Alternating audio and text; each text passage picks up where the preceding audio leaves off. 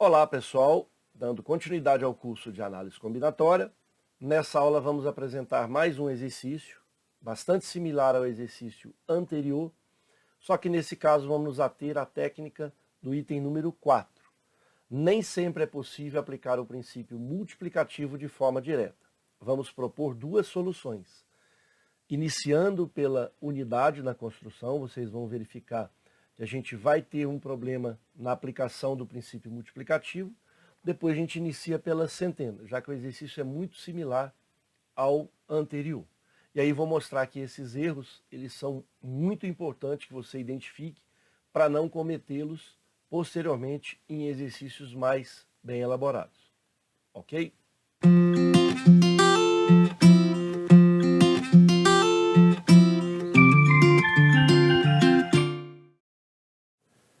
Exercício número 2. Quantos números pares com exatamente 3 algarismos distintos existem? Alternativa A, 288, B, 315, letra C, 320, letra D, 328 e letra E, 360. Sugiro que você pause o vídeo, tente solucionar essa questão e na sequência faça a comparação com duas propostas de solução que eu vou apresentar, porém violando as técnicas utilizadas na aula anterior.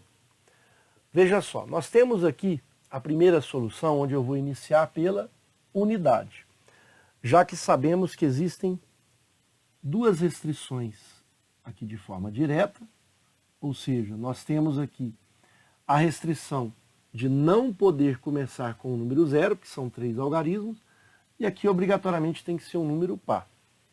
Vamos iniciar pela unidade, ou seja, aqui obrigatoriamente tem que ser um número par, podendo ser 0, 2, 4, 6 ou 8.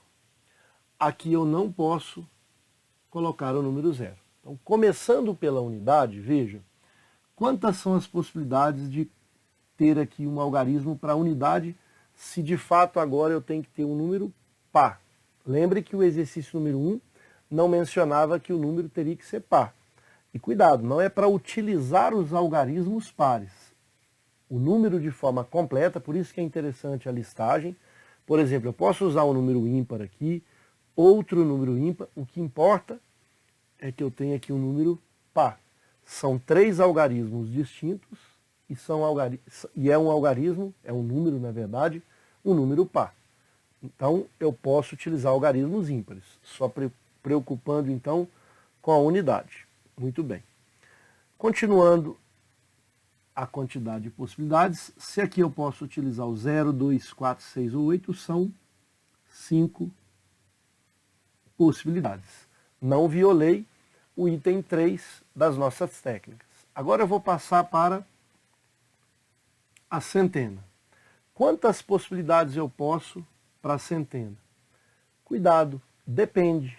Veja só, se eu escolher aqui o número 0, o 0 eu já não posso utilizar aqui. Mas de forma natural eu já não poderia utilizar o número 0. Então eu vou ter 9 possibilidades. Isso utilizando o 0. Mas e se eu, por exemplo, utilizar o 2, ou o 4, ou 6, ou 8? Por exemplo, se eu utilizar o número 4. Veja, o 4 eu não posso utilizar. O 0 eu já não poderia por conta dessa restrição. Sobram, então, 8 possibilidades. Então, aqui ainda não temos erro. Aonde vai apresentar aqui o nosso erro? Por isso que é bom a gente identificar esses erros. A gente já fez a listagem, né, de alguns números, não é obrigatório. A gente está utilizando a postura ativa, organizando e escolhendo números para serem colocados na unidade e centena. Agora eu vou utilizar o princípio multiplicativo. Será que eu posso utilizar o princípio multiplicativo? Eu não posso. Veja que, para completar totalmente a questão, se eu, por exemplo, escolher aqui o número 3 e aqui escolher o número 0, 2 números já foram. Então, se 2 números já foram, sobram 8. Então, aqui também está certo. Aqui está correto, aqui está correto. O problema está aqui. Porque a quantidade de escolhas numa determinada etapa, e essa etapa é a escolha para a centena, elas dependem da minha escolha anterior. Se for 0, eu tenho 9 possibilidades. E se for 2, 4, 6 ou 8, eu tenho 8 possibilidades. Veja que o erro está no item 4. Eu não posso aplicar o princípio multiplicativo de forma direta, porque a quantidade de escolha está dependendo da escolha anterior. Mas se eu fizer essa multiplicação, eu vou encontrar a alternativa aqui, mas está errado. Veja, se eu penso que é 9, 5 vezes 8, 40. 40 vezes 9, 360. Está errado. Se eu imaginar que é 8, 5 vezes 8, 40. 40 vezes 8, 320. Também está errado. Veja que a escolha de uma determinada etapa depende da escolha anterior.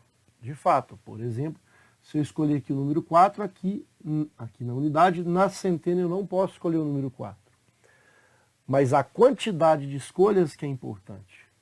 E aí, essa solução ela não pode ser utilizada, principalmente o princípio multiplicativo. Vamos cometer erros. Muito bem. Vamos para a solução 2. Talvez você possa imaginar, professor, será que pelo fato de você ter começado pela unidade, isso não fez com que o princípio foi aplicado de forma errada? Não. Agora eu vou começar pela centena. Veja que se eu começo pela centena, aqui eu não posso colocar o número 0. Então eu vou ter aqui 9 possibilidades. Aqui está correto. 9 possibilidades. Suponhamos que eu escolha aqui o número 2. Quantas possibilidades eu posso para a unidade? Se eu posso aqui colocar apenas números pares. Se eu coloquei o número 2 aqui, eu não posso colocar ele na unidade. Se eu coloquei na centena, ele não pode aparecer aqui. Então são 4 possibilidades. Cuidado, está errado. Não é que está errado. Eu não posso depois aplicar o princípio multiplicativo. Veja só. E se eu, por exemplo, escolhesse o número 3 aqui? Se eu escolho o número 3, veja que a minha escolha agora nem depende da escolha anterior. Mas eu não preocupo com a escolha. Eu preocupo com a quantidade de escolhas. A quantidade de escolhas para a unidade, ela depende da minha escolha anterior. Se eu escolher o 3, agora eu vou ter 5 possibilidades. E aí, são 4 ou 5? Uma das duas. O problema está sendo resolvido de forma indevida. Agora, aqui está correto. Veja, se eu escolho aqui o 2 e aqui, por exemplo, eu escolho o 8, já foram 2 possibilidades. Aqui sobram 8. Aqui está correto, aqui está correto. Aqui é que eu não sei qual é o valor a ser aplicado. Se eu resolvo a questão usando o método da multiplicação, o princípio multiplicativo, 5 vezes 8, 40, vezes 9, 360. Eu erro o problema pela segunda vez. E se eu imaginar que é 4, 4 vezes 8, 32, 32 vezes 9. Ou seja, se eu fizesse 32 vezes 10, 320. Só que eu tenho que tirar 32, dá 288. Também está errado. 2 vezes 9, 18, vai 1. 3 vezes 9, 27, 1, 28. E se você, por exemplo, pensasse que aqui fosse 7, 7 vezes 5, 35, veja que são erros que pode acontecer. 35 vezes 9, 45 vai 4, 27, 31. Veja, você erra também, não é 315. Nós conseguimos, com esses erros, encontrar 4 alternativas e já deu para perceber que a alternativa correta é a letra D, mas veremos no próximo momento.